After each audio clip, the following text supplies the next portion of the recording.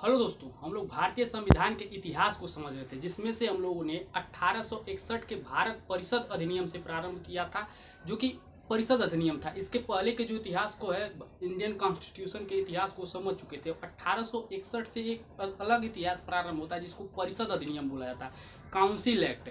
इस council act को जो 1861 में आया, उसके बाद फिर 1892 में आया, फिर 1909 में आया था काउंसिल एक्ट। और इसके बीच में छोटे छोटे सुधार होते रहे, जो सुधार कॉन्स्टिट्यूशन के दृष्टिकोण से नहीं थे, वो हिस्ट्री के दृष्टिकोण से अपना महत्व रखते हैं, तो उसको हिस्ट्री वाले सेक्शन में पढ़ेंगे। पर 1892 के और 1909 के, मतलब 1909 का जो एक काउंसिल एक्ट है, उसके बीच में बहुत सी घटनाएं घटित हुई, जिसमें से सबसे जरूरी घटनाएं थी कि 1906 में क्या 1906 के दिसंबर में क्या 1906 के दिसंबर में मुस्लिम लीग की स्थापना हो गई। और मुस्लिम लीग में लगभग 300 सदस्यों ने मिलकर के उसकी स्थापना की, जो यह दावा कर रहे थे कि हम मुसलमानों का प्रतिनिधित्व करेंगे, क्योंकि कांग्रेस जो थी, उनको ऐसा लग रहा था कि कांग्रेस में हिंदुओं का बाहुल्य है, हिंदू बहुत ज़्यादा हैं, मुसलमानों का पक्ष नहीं रखा पा रहा है। इसलिए उन लोगों ने मुस्लिम लीग की स्थापना की, मुसलमानों के पक्ष को रखने के लिए, दिसंबर 1906 में। और उसके बाद 13 दिसंबर 1906 को स्थापना की थी। उसके बाद क्या हुआ, उसके बाद अंग्रेजों ने इन मुसलमानों में और जो कांग्रेस था उसमें मतभेद डालना शुरू किया, और धीरे धीरे जो कांग्रेस थी उसमें भी मतभेद डाल दिए वो लोग, और एक नरम दल हो गया और एक गरम दल हो गया, जो कि एक हिंसक दृष्टिकोण अपनाते थे और एक बातचीत से अपना पक्ष रखना चाहते थे। कांग्रेस में भी दो दल हो गया और एक मुस्लिम लीग हो गई, यानी तीन पार्टियां लगभग बन गई। पर इन सबको मिला करके और जो इनकी मान्यताओं को बढ़ोतरी मिली, वो किस में जाकर के मिल गया, तो ये जो मार्ले मिंटो सुधार आया था, जिसको 1909 का भारत परिषद अधिनियम भी बोला जाता है। इसमें इन लोगों ने क्या किया था, तो इसने सांप्रदायिक निर्वाचन लागू कर दिया, यानी मुसलमानों के लिए अलग निर्वाचन, और मुसलमानों को निर्वाचित करने के लिए मुसलमान ही वोट डालेंगे। और ऐसा सिस्टम था, जैसे मान लीजिए एक कोई शहर है, उसमें 10 लोग हैं, तो 10 में से यदि 6 मुसलमान हैं और 4 जो है वो हिंदू हैं, या फिर जैन है, या फिर ईसाई हैं, तो उसमें से जो चुनाव लड़ने का अधिकार होगा वो 6 मुसलमानों को ही होगा, क्योंकि उनका बहुमत है वहाँ पे, वो उनकी जो संख्या है वो अधिक है। और उनको वोट लड़ने का भी अधिकार किसके पास होगा, मुसलमानों के पास। और जो वोट देंगे वो अभी अधिकार किसके पास होगा, मुसलमानों के ही पास। यानी जो ये 4 लोग हैं वो बेकार हो गए, उनका उस मत प्रोसेस में कोई योगदान नहीं है। और ऐसा यदि मान लीजिए कहीं हिंदुओं के साथ है कि कहीं 10 में से 6 हिंदू हैं और 4 मुसलमान हैं, या फिर कहीं 4 अन्य कोई धर्म वाले हैं, तो जैसे ही जिस धर्म का, हिंदू हो या मुसलमान, बाकी हिंदुओं और मुसलमानों के लिए केवल लाया गया था, हिंदू हो और मुसलमान हो, जिनकी बहुमत से संख्या थोड़ी अधिक है, उनका चुनाव लड़ने का भी अधिकार वहां पे हो जाता था, और उनका वोट डालने का भी अधिकार हो जाता था। बाकी लोग चुनाव ना लड़ सकते थे, ना वोट डाल सकते थे। ये मार्ले को जो है, इसको सांप्रदायिक निर्वाचन का जनक माना जाता। तो मार्ले क्या था, मार्ले जो था वो इंग्लैंड का एक सांसद था, जो कि मंत्री पद की गरिमा रखता था। वह क्या करता था कि वह भारत का सचिव था, इंग्लैंड में भारत का सचिव था, यानी खुद को जो भारत में जो चीज हो रही है उसका उत्तरदायित्व तो किसका था, मार्ले का था। तो मार्ले वहां से विधि बना करके यहाँ पे भेजता था, और यहाँ की आंतरिक विधि जो बनाने के लिए थी, वो एक काउंसिल थी, जिसमें इसके पहले जो अधिकतम संख्या थी 1992 तक, उसमें कितने लोग थे, तो अधिकतम 16 सदस्य थे। और इसके बाद क्या किया गया, 10 से 16, यानी कम से कम 10 लोग और अधिक से अधिक 16 लोग थे। इसके बाद इसकी संख्या बढ़ा करके 60 कर दी गई, यानी 60 लोग उस काउंसिल में अब रह सकते हैं।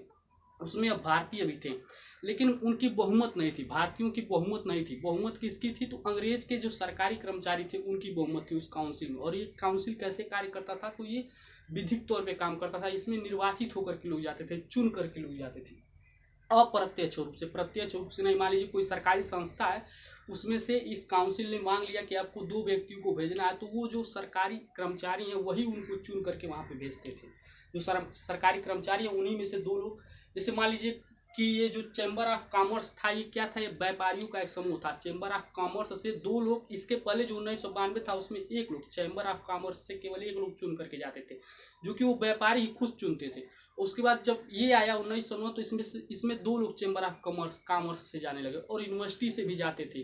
मतलब पढ़े लिखे लोग जो थे वही जाते थे, साधारण लोगों को मत डालने का कोई अधिकार नहीं। या तो आपके पास बहुत ज़्यादा पैसा हो, या तो आपके पास बहुत ज़्यादा शिक्षा हो, या तो आपके पास बहुत ज़्यादा संपत्ति हो, इन्हीं तीनों आधारों पे आपको वोट डालने का अधिकार था। और देखिए इसमें मुख्य मुख्य प्रावधान क्या किया गया था, तो इसने केंद्रीय और प्रांतीय विधान परिषदों के आकार को बढ़ा दिया, यानी जो प्रांतीय आकार था उसका वृद्धि कर दिया गया, और इसके माध्यम से केंद्रीय विधान परिषद में 16 से 60 सदस्य हो चुके थे। और इसके बाद क्या किया गया, इसमें केंद्रीय परिषद में सरकारी सदस्यों का बहुमत बना रहा, जो मैं अभी बताया हूँ, केंद्रीय परिषद में सरकारी जो सदस्य थे उनका बहुमत बना रहा, लेकिन जो प्रांतीय परिषद थे, जो प्रोविंशियल काउंसिल थे, उसमें क्या हुआ, प्रोविंशियल काउंसिल में अब मतलब ऐसा अनिवार्य नहीं था कि जो बहुमत है वो सरकारी सदस्यों का हो, गैर सरकारियों का भी बहुमत हो सकता है, ऐसा प्रावधान किया गया जितने भी प्रोविंशियल काउंसिल थे।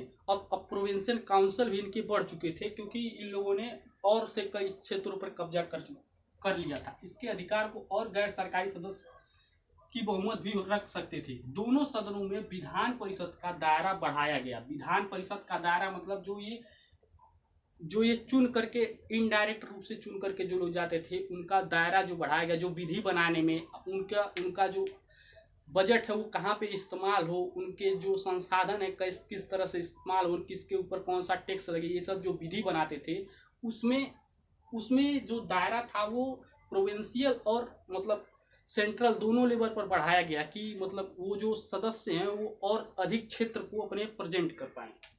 और इसमें क्या किया गया, इसमें वायसराय के कार्यपालिका जो परिषद थी, देखिए अभी तक कार्यपालिका परिषद में जितनी भी मिनिस्ट्री थी उसमें किसी को भी मतलब किसी भी भारतीय को अभी तक स्थान नहीं मिला था। पर 1909 के मार्लिमेंटो सुधार में क्या हुआ, 1909 के मार्लिमेंटो सुधार में पहली बार एक लॉ मिनिस्ट्री का पद दिया गया, जो कार्यपालिका में थी। पहली बार जो 6 लोग थे, वाइसराय को मिला दे तो 7 लोग थे, उसमें से 7 में से एक पद जो मिला वो किसको मिला, तो सत्येंद्र प्रसन्न सिन्हा जो थे, इनको पहला पद ये मिला था।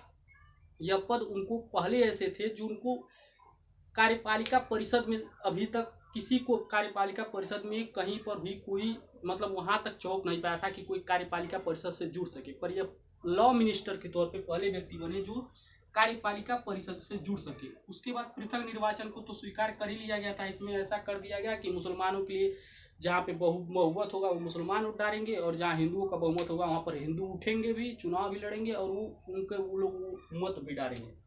मिंटू को पृथक निर्वाचन का जनक भी माना जाता है। इसने प्रेसिडेंसी कॉरपोरेशन और चेंबर ऑफ कॉमर्स, विश्वविद्यालय और जमींदारों के लिए अलग निर्वाचन का प्रावधान किया है। जो निर्वाचित होते थे वो अलग लोग थे, पर इन लोगों का जो मत था वो स्पेशल था, मतलब इन लोगों का मत स्पेशल काउंट होता था। तो यही जो था, मतलब इन लोगों का एक तरह से मान लीजिए जो चेंबर ऑफ कॉमर्स था, जमींदार थे और जो विश्वविद्यालय थे, इनका एक वोट बैंक फिक्स कर दिया गया कि इतने लोग यहाँ से आएंगे ही आएंगे। बाकी जो जनता है वो कुछ लोगों को चुन करके इनडायरेक्टली भेजेगी। तो यही था मार्लिमेंटो सुधार। धन्यवाद।